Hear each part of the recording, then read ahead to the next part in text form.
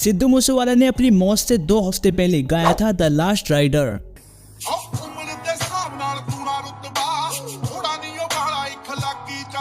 जो उनका second last गाना बना। एक गाना जो उन्होंने अमेरिकन ब्लैक रैपर टूपैक शुकर के सम्मान में गाया था, जिनकी गैंगस्टरों ने मोस्ट स्टेटस उन्हीं की कार में गोली मारकर हत्या की जब वह 25 साल के थे 1996 में। मूसेवाला को कहा पता था कि उसे भी ऐसे ही बेरहमी से मार दिया जाएगा। 29 अप्रैल का दिन था और घटना से ठीक 1 घंटे पहले मूसेवाला अपने पिता के साथ आराम कर रहे थे पंजाब की मानसा में, जो चंडीगढ़ से 100 किलोमीटर की दूरी पर है। पुत्र, मैंने तो बड़ा टेंशन लग दी है तेरी जान की लगातार धमकियों से। बापू, गीदड़ भपकियों से डरने का नहीं, इतने सालों में कुछ हुआ क्या? सिद्धू मूसेवाला की मौत से 1 दिन पहले मूसेवाला की पुलिस सुरक्षा कम कर दी थी नए मुख्यमंत्री के आधार पर। मैं इस वीआईपी लाल बत्ती कल्चर को खत्म करना चाहता हूँ। जब से सिद्धू 3 महीने पहले कांग्रेस की टिकट पर चुनाव लड़े थे और बेहद पॉपुलर होने के बावजूद भी सिद्धू मूसेवाला और अपनी हार को बलि का बकरा बताते हुए इस पर एक गाना भी निकाला। सुरक्षा कम किए जाने के बाद अहंकार के नशे में चूर मूसेवाला अंदर ही अंदर गुस्से में उबल रहे थे। यह बात ना भूलो, Moosewala is the original gangster. फिर सिद्धू अपनी इम्पोर्टेंट 45 पिस्टल निकालकर उसमें 3 गोलियां डाली और बाहर आकर सिद्धू गार्ड से कहते हैं, मैं मासी से मिलने जा रहा हूँ, अकेले। बाहर उसके चचेरे भाई गुरप्रीत सिंह और करीबी दोस्त गुरविंदर, जो बुलेट प्रूफ टोयोटा फॉर्च्यूनर के पास सिद्धू का इंतजार कर रहे थे, तो वह चौंक गए जब सिद्धू उनके पास आने की जगह अपनी महिंद्रा थार की तरफ चले गए। सिद्धू वीरे, उस कार में क्यों जा रहे हो? बाहर खतरा है। लंबा समय हो गया इस खूबसूरती की सवारी करे। तो वो तीनों थार में बैठे और बरवाना की ओर रवाना हो गए अपनी मौसी से मिलने। गाड़ी 100 मीटर ही चली होगी जब कुछ बच्चों और एक गांव वाले ने उन्हें रोकने का इशारा किया। भाई जी, एक सेल्फी। जिसके लिए वह खुशी खुशी राजी हुए। देखिया, सब कितना प्यार करते मुझसे। और फिर धूल उड़ाते हुए निकले। उसके बाद जब सिद्धू के पिता बालकनी में आए, थार कितने गायब हो गई? और बॉडीगार्ड से पूछा, थार कहाँ है? सिद्धू भैया ले गए। आप बेवकूफ हो, उसे अकेले कैसे जाने दिया? जल्दी से वह सभी फॉर्च्यूनर में बैठे और सिद्धू के पीछे चल पड़े, लेकिन सिद्धू अपने बापू के फोन कॉल को बार बार टाल रहे हैं। सिद्धू, बापू दा फोन तो उठा ले। चल परा, बस 8 किलोमीटर रह गए पहुंचने में, फिर कर लूंगा। कुछ देर बाद उसने शीशे में देखा कि कई एसयूवी गाड़ियां तेजी से उसके पीछे लगी हुई थी। फिर सिद्धू ने कहा कि आहा, फैंस दा टेंशन नहीं खत्म होता। लेकिन कुछ समय बाद जब वह मोड़ पार कर रहे थे, 2 गाड़ियां, एक सफेद टोयोटा और दूसरी महिंद्रा बोलेरो, मूसेवाला की जीप को ओवरटेक करके उसका रास्ता रोका। 6 से 7 लड़के एकदम बाहर निकले और हाथ में AK-47, 3-4 और 9 mm की पिस्टल लिए हुए और थार पर अंधाधुंध फायरिंग कर दी। सिद्धू को तुरंत गोलियां लगी और उसने जवाबी हमला चाहा, लेकिन केवल 2 राउंड ही फायर कर सका, जबकि उसके नियत्ते दोस्त सीट के नीचे छिपने लगे। फायरिंग रुकने के बाद गुंडे मूसेवाला की गाड़ी की ओर बढ़े। वो मर चुका था और पूरे शरीर पर 2 दर्जन से ज्यादा निशान थे।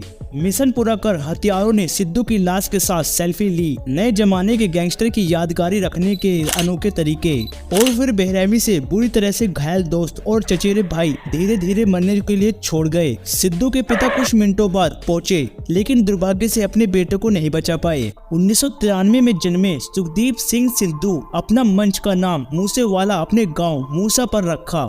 कॉलेज में इंजीनियरिंग पढ़ते हुए सिद्धू को म्यूजिक का ऐसा बुखार था कि कहीं भी गाना अचानक शुरू कर समा बांध देता।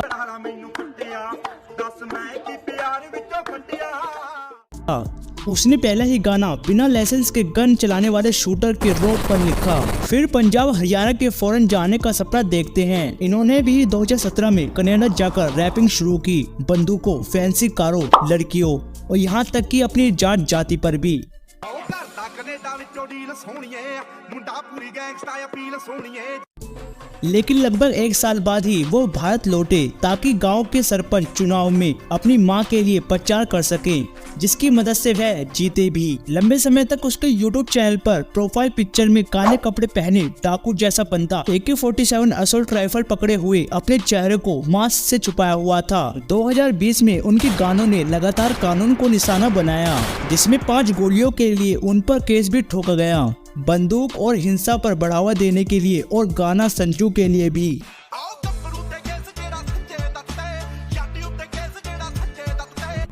जिसमें उन्होंने खुद की तुलना बॉलीवुड स्टार संजय दत्त से की। उन पर आर्म्स एक्ट के तहत उन पर गर्व भी जताया। और हालांकि सिद्धू ने कोविड जागरूकता के लिए गाना गाकर पंजाब पुलिस की मदद भी की। बाद में वह उनकी AK-47 फायर रेंज में निशाने मारने में गुलछल्ले उड़ाने के केस पर बुक किए गए। फिर भी दाद देनी होगी सिद्धू के संगीत के जुनून की। 28 की उम्र में 3 एल्बम बनाई और 60 से ज्यादा गाने अकेले गाए। म्यूजिक इंडस्ट्री के फेमस रैपर बोहेमिया राजा कुमारी के साथ भी उन्होंने जुगलबाजी की और एक बड़ी फैन फॉलोइंग भी इकट्ठी की। और पैसा भी खुद 31 करोड़ के मालिक थे और परिवार के पास 100 एकड़ से ज्यादा जमीन थी। यहाँ तक भी दुनिया भर के दिग्गजों ने उसे माना। जब यूके के प्रसिद्ध अखबार द गार्डियन ने उन्हें टॉप नए कलाकारों की सूची में डाला, उनकी आवाज को सुरीली दमदार बताते हुए विडंबना यह है कि मौत ने उसकी शोहरत को और भी बढ़ाया। हाल ही में अमेरिका के बिलबोर्ड ग्लोबल 200 चार्ट में जगह बनाने वाले वह पहले पंजाबी कलाकार बने।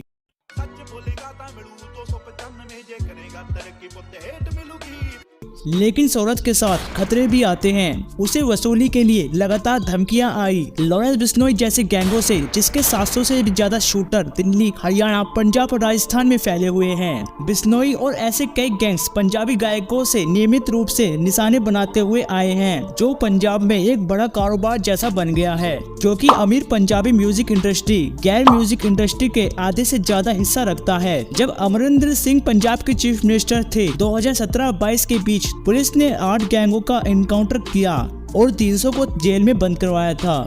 सख्ती इतनी थी कि कई गैंगस्टर के टॉप लीडरों को नकली पासपोर्ट पर कनाडा, अल्मोनिया, दुबई या पाकिस्तान भागना पड़ा, जहां से वह अपना गैंग चलाने लगे। जब सिद्धू कनाडा में था, तब वह बिश्नोई जैसे गैंगस्टरों की वसूली से बच पाया।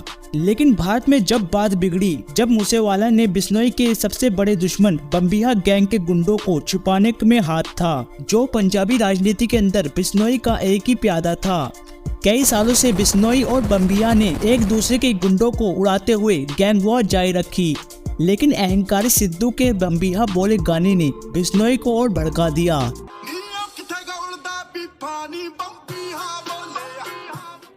हालांकि भारत में लौटने के बाद सिद्धू के गानों ने नया मोड़ लिया।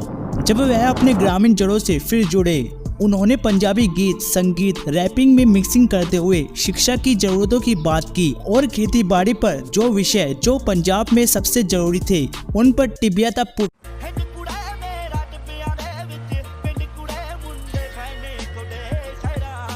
दोस्तों, आपको क्या लगता है, अगर सिद्धू मूसेवाला अगर बम्बिया बोले गाना नहीं गाते तो आज हमारे बीच जिंदा होते?